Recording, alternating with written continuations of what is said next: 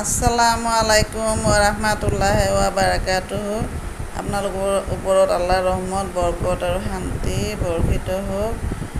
মই এয়া কলমি শাক সিদিনা যে লগাইছিলোঁ ডালকেইটা, এই এসপ্তাহ হোৱা নাই, চাওক কেনেকৈ পাত ওলাইছে, দেখিছে কলমি শাক এই এসপ্তাহতে পাত ওলাই ভৰ্তি। এতিয়া আপুনি যদি কয় যে এনেকৈ 10টামান ধৰক বনাই থ'লে, তেতিয়াহ'লে এটা দুটাকৈ এটাৰ পৰা উঠালে আপোনাৰ দুজনৰ শাক ভজা হৈয়ে যাব নহয় জানো। আৰু উঠোৱাৰ পিছত আকৌ তাতে আৰু পাত ওলাব, আকৌ উঠাই খাব, আকৌ পাত ওলাব। এনে গোটেই বছৰ আপুনি কলমি শাক কিনিব আৰু নালাগে। ঘৰতে আপুনি এনেকৈ বিল্ডিং ঘৰতো এনেই মাটিত লগোৱা যায় আৰু এনেকৈ এটা বটলত লগাই থ'লে বা টাবত লগাই থ'লে আপুনি বিল্ডিং ঘৰৰ ছাদত লগালে বা বেলকনিত লগালে, এনেকৈ লগাই থ'লে আপোনালোকে খাই থাকিব পাৰিব। অকল ফুল গছে যে লগাব লাগে এইটো কোনো কথা নহয়, বুজি পাইছে।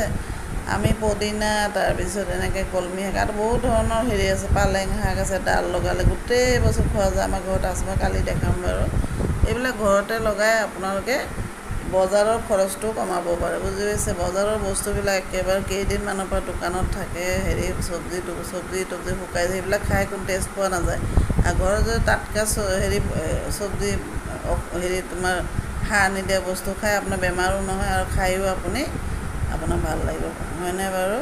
ভিডিঅ'টো ভাল লাগিলে আপোনালোকে লাইক, শ্বেয়াৰ আৰু ছাবস্ক্ৰাইব কৰিব নাপাহৰিব দেই। আজিলৈ